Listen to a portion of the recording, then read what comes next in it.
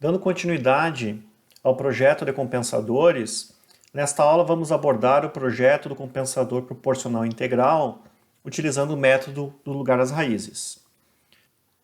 Para isso, inicialmente, vamos descrever quando que podemos utilizar o controlador PI, vamos ilustrar o circuito para a implementação desse controlador, a metodologia de projeto vai ser introduzida e utilizada em um exemplo de projeto. Por fim, simulações computacionais serão utilizadas para verificar os efeitos do controlador no sistema em malha fechada. Vamos considerar um sistema em malha fechada com realimentação unitária, onde GDS é a planta que queremos controlar e GCDS é o compensador que queremos projetar. Quando que podemos utilizar um controlador PI como compensador? O controlador PI vai ser útil quando nós desejamos zerar o erro em regime permanente, dada uma referência, sem que tenhamos alteração significativa da resposta transitória do sistema. Então, basicamente, nós temos um sistema em malha fechada que, sem o controlador, tem um comportamento transitório adequado, porém, a saída não segue a minha referência. Para resolver esse problema, o PI é um controlador que pode ser utilizado. Aqui temos algumas relações úteis que relacionam os erros em regime permanente para diferentes tipos de referência e as constantes de erro estático de posição, velocidade e aceleração. Neste caso, eu estou representando a constante de erro estático de posição com uma barra em cima para diferenciar do ganho proporcional Kp que vai ser utilizado na sequência. Para implementarmos um controlador proporcional integral, temos esse circuito. Para obtermos a função de transferência do controlador proporcional integral, vamos analisar a relação entre o sinal E e o sinal de entrada EI, que vai fornecer esta relação, EDS sobre EIDS, e do sinal de saída em relação a esse sinal intermediário, que vai fornecer a relação E0DS sobre EDS. O produto dessas duas relações dá a função de transferência desse circuito.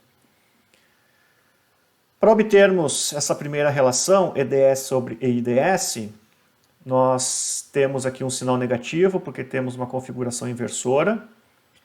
Z2, que é essa impedância, dividido pela impedância Z1DS.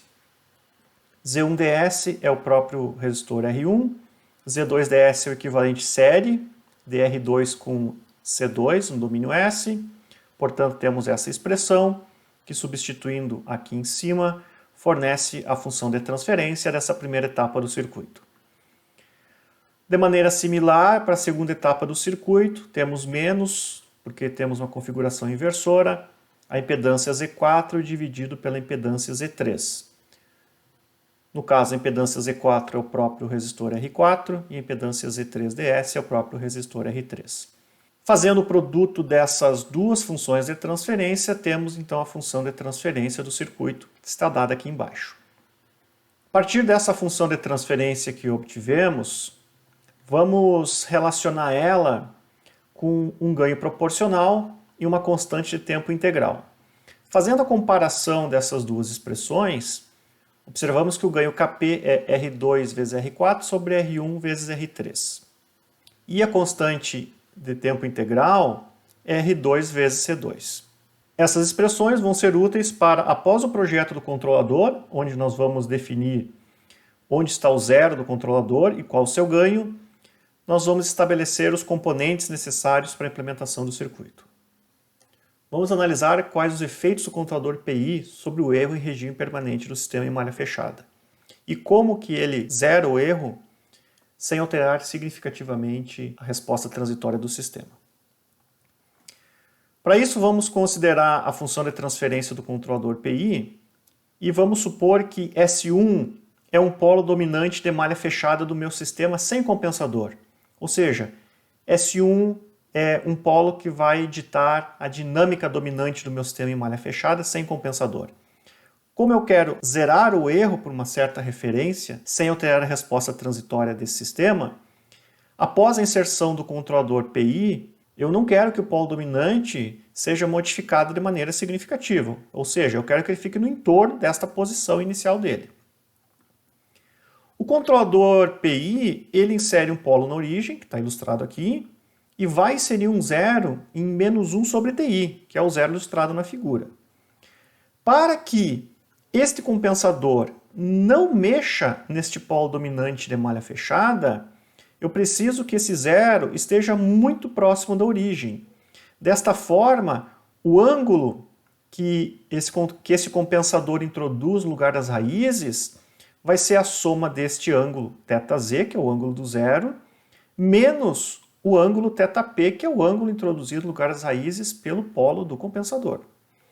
Se o zero está bastante próximo da origem, o θz é muito parecido com θp. Com isso, a introdução angular no lugar das raízes deste compensador é próximo de zero. Desta forma, eu não tenho uma modificação do polo de malha fechada de maneira significativa. Adicionalmente, como esses segmentos de reta aqui têm praticamente o mesmo comprimento, este módulo aqui, supondo que S1 é um polo dominante e que 1 sobre TI está próximo da origem, esse valor é bastante desprezível em relação ao polo dominante, a gente vai ver que esse módulo aqui vai ser praticamente a unidade. Com isso, o módulo da função de transferência do compensador no polo de interesse S1 vai ser o ganho Kc-Chapelle, que a gente vai ver que vai ser próximo da unidade. Com isso, eu mostrei para vocês o porquê deste compensador não alterar a posição do polo dominante de maneira significativa. Aqui é interessante fazermos um paralelo. Observem que o compensador PI é muito similar ao compensador de atraso.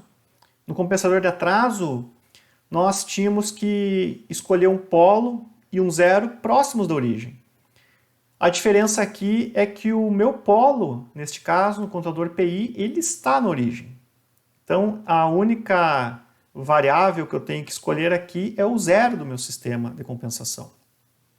Como ambos os compensadores de atraso e PI são similares, o seu uso também é similar. No caso do compensador de atraso, ele era indicado quando queríamos reduzir o erro de rastreamento da referência. Já o controlador PI é utilizado quando desejamos zerar o erro de rastreamento da referência. Agora vamos ver como que ele zera o erro em regime permanente. Vamos supor que eu tenho uma planta com uma função de transferência GDS e esse sistema é do tipo zero, ou seja, não tem polo na origem, a planta não tem integrador. A constante de erro estático de posição do sistema GDS é calculado desta forma. Ao introduzirmos um controlador PI no sistema, a constante de erro estático de posição desse sistema compensado, que eu estou representando por Kp-Chapelle, é calculada desta forma. Limite de S tendendo a zero GDS é a constante de erro estático de posição do sistema sem compensação. Fazendo essa substituição, temos essa expressão. Substituindo o GCDS pelo controlador PI, temos essa expressão, onde observamos que o limite de S tendendo a zero do controlador PI faz com que esse termo tenda ao infinito. Logo, a constante de erro estático do sistema compensado vai tender ao infinito. Com isso, o erro em regime permanente para uma entrada de grau vai ser zero.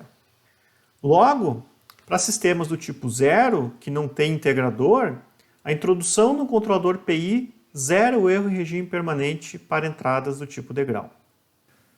Vamos considerar agora que GDS é um sistema que tem um polo na origem, ou seja, é um sistema do tipo 1. Sistemas do tipo 1, naturalmente, têm erro nulo para uma entrada do tipo degrau, porém tem um erro finito para uma entrada do tipo rampa. Para uma entrada do tipo rampa, a constante de erro estático de velocidade kV é determinada por essa expressão. Introduzindo um controlador PI, a constante de erro estático do sistema compensado, Kv-Chapelle, é dada por essa expressão. Limite de S tendendo a zero, S vezes GDS, é a constante de erro estático do meu sistema, Kv. Portanto, a constante de erro estático do sistema compensado, com a introdução do compensador PI, como S tende a zero, faz com que esse termo aqui tenda ao infinito, portanto, o Kv-Chapelle do meu sistema compensado vai tender ao infinito, e o erro em regime permanente para uma entrada rampa vai ser nulo. Então, se o meu sistema é do tipo 1, a introdução no controlador PI vai zerar o erro regime permanente para uma entrada do tipo rampa. Aqui temos então a metodologia de projeto, os passos para fazer o projeto controlador PI, e eu vou ilustrar essa metodologia através de um exemplo. Vamos considerar esse sistema em malha fechada. Em malha fechada, sua função de transferência é dada por essa expressão, que possui os seguintes polos de malha fechada. Os polos S1 e 2 são os polos dominantes do meu sistema em malha fechada. A partir desses polos dominantes, determinamos o coeficiente de amortecimento desses polos e sua frequência natural. A constante de erro estático de velocidade desse sistema é 0,53 segundos na menos 1, que fornece, em regime permanente, um erro de 1,8868 para uma entrada rampa. Aqui temos as respostas ao degrau e rampa para o sistema em malha fechada. Como o sistema é do tipo 1, ou seja, tem um polo na origem, para uma entrada degrau, a saída converge para a referência com erro zero. Todavia, para uma entrada rampa, observamos que existe um erro em regime permanente, que está aqui ilustrado. Observem que este erro, de 1,8868, condiz com o valor teórico anteriormente calculado. O objetivo deste problema é nós zerarmos esse erro para uma entrada do tipo rampa sem alterar a resposta transitória de maneira significativa. Para isso, estou ilustrando aqui o lugar das raízes do meu sistema sem compensador, onde eu estou mostrando os polos de malha fechada dominantes. O objetivo é que, após a compensação, os polos de malha fechada se mantenham o mais próximo possível desses valores originais. Para isso, vamos utilizar o controlador PI, que tem essa estrutura, e vamos escolher o zero desse compensador, ou seja, menos 1 sobre TI, próximo da origem. Neste caso, eu escolhi o zero em menos 0,05. Com isso, o meu TI vai valer 20. E o nosso compensador assume esta forma. Basta agora calcularmos o ganho Kp, que é o ganho proporcional deste compensador. Para a determinação deste ganho, eu vou utilizar a condição de modo no lugar das raízes. Mas antes disso, como eu vou introduzir um compensador que vai modificar levemente o lugar das raízes, eu vou plotar o lugar das raízes do meu sistema compensado. Então, eu estou plotando o lugar das raízes nesta figura do sistema original, que é esse que está à esquerda aqui, e à direita está plotado o lugar das raízes da planta vezes esta parte do compensador, ou seja, S mais 0,05 sobre S. Estou ilustrando aqui a posição do polo original do meu sistema, sem compensador. Então eu gostaria que o meu polo de malha fechada com compensador seja o mais próximo possível deste polo. Então o que eu fiz aqui? Peguei um ponto no novo lugar das raízes, que inclui o compensador, e busquei um ponto que aproxime o coeficiente de amortecimento daquele que eu tenho originalmente. Com isso, em malha fechada com esse compensador, os meus polos vão estar nessa posição, menos 0,31, mais ou menos J 0,55 aproximadamente. E para isso, este ganho proporcional Kp tem que ser 0,972, que está aqui no lugar das raízes. Então daqui já podemos tirar o ganho Kp. Então, deste lugar das raízes, eu tenho os novos polos de malha fechada com a introdução do compensador e o ganho Kp necessário para que o meu sistema esteja em malha fechada com esses polos. O ganho Kp, então, 0,972. Para corroborar isso aqui, vamos aplicar a condição de módulo no lugar das raízes. Do lugar das raízes, pegamos os polos dominantes de malha fechada após a inserção do compensador. E para que eu esteja nesses polos, a condição de módulo do lugar das raízes tem que ser unitário. Então, substituindo o meu compensador e substituindo S pelo polo desejado de malha fechada após a inserção do compensador, igualando a 1, isolamos Kp e a gente verifica que esse Kp é o mesmo obtido pelo lugar das raízes de maneira gráfica. Nosso compensador, portanto, é 0,97 vezes S mais 0,05 sobre S. Observem que esse ganho Kp, como comentado anteriormente, é próximo da unidade. Para essa escolha do zero próximo da origem, a pergunta que fica é o quão próximo da origem eu preciso estar. A bibliografia tem como regra prática que o módulo do meu compensador, quando eu substituo pelo polo desejado de malha fechada, isso tem que ser próximo da unidade. E que a contribuição angular, no lugar das raízes, ou seja, o argumento desse compensador quando eu substituo o polo desejado, tem que estar entre menos 5 graus e 0 graus. De maneira geral, essa é a recomendação. Quanto mais próximo de menos 5 graus, mais o meu polo de malha fechada vai ser alterado em relação ao que se tem originalmente sem o compensador. Neste caso, calculando esse módulo, a gente tem 0,93 e o argumento dessa função de transferência do compensador, quando eu substituo o polo desejado, dá menos 4,1 graus. Então está dentro dessa regrinha prática aqui. Como eu tenho um valor relativamente elevado dessa contribuição angular, já está próximo do limite, eu já espero uma mudança na resposta transitória do meu sistema. Para reduzir este impacto, para reduzir essa contribuição angular, eu poderia escolher um zero mais próximo ainda da origem. Mas isso vai refletir em duas questões que eu vou comentar mais para frente. Então, substituindo o nosso compensador, a função de transferência do sistema em malha fechada é dada por essa expressão, já com compensador, que geram os polos de malha fechada dominantes em menos 0,31, mais ou menos J0,55, como nós já observamos no lugar das raízes. Tem um zero em malha fechada em menos 0,05, e o erro em regime compensado, como KV compensado vai tender para o infinito, esse erro vai ser zero. Aqui eu ilustro o lugar das raízes do sistema compensado. Então eu tenho um polo na origem que foi inserido e um zero. Então nesta região aqui próximo da origem eu estou dando um zoom aqui para mostrar o comportamento. Tenho aqui um script para simulação em MATLAB, onde eu defini a minha planta, fechei a malha desse sistema sem compensador. Aqui eu estou plotando o lugar das raízes do sistema sem compensador, para verificar onde estão os polos dominantes de malha fechada. Aqui eu defini o meu compensador sem um ganho KP, para a gente determinar graficamente quem é o ganho KP. Faço o lugar das raízes do compensador parcial, sem esse ganho KP vezes a planta. Então dele eu tirei o ganho de 0,97, defino o meu compensador já com ganho, fecho a malha do sistema compensado e ploto a resposta ao degrau para comparação desses dois sistemas, sem compensação e com compensação. Resposta rampa, eu defini o integrador aqui,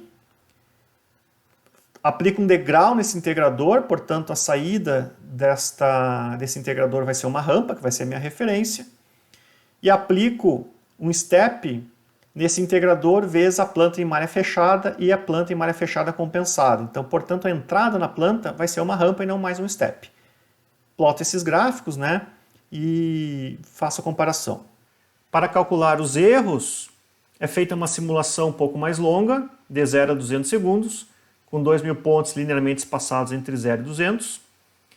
Geramos a referência em forma de rampa, aplicando um step no integrador, salvamos a saída do sistema e o tempo de simulação. Da mesma forma, para o sistema em malha fechada, salvamos a saída e o tempo de simulação, e para o sistema em malha fechada compensado. Para calcular o erro do sistema em malha fechada, pegamos a referência, que é YI, e desta variável subtraímos a saída do sistema em malha fechada. Para o sistema em malha fechada compensado, subtraímos da referência a saída do sistema em malha fechada compensado Y2. Por fim, plotamos os gráficos para comparação dos erros. Da mesma forma, aqui tem um script em Python para fazer isto, que são as definições iniciais, importo as bibliotecas necessárias para trabalhar com controle, defino a função de transferência da planta, fecho a malha, verifico aqui os polos de malha fechada sem compensador, faço o lugar das raízes, defino a função de transferência parcial do meu compensador, ou seja, sem o ganho, para fazer o lugar das raízes, para determinar o ganho do compensador a partir do gráfico. Defino o compensador já com ganho, fecho a malha do sistema compensado, verifico os polos de malha fechada. E aqui eu faço a resposta ao degrau. Defino um vetor de tempos para fazer essa simulação. Então, vou simular de 0 a 50 segundos com 1000 pontos linearmente espaçados entre 0 e 50. Calculo a resposta ao degrau do sistema com e sem compensação. Então, pego os pontos de saída e o tempo de simulação para cada um desses casos. E faço o plot dessas respostas numa mesma figura.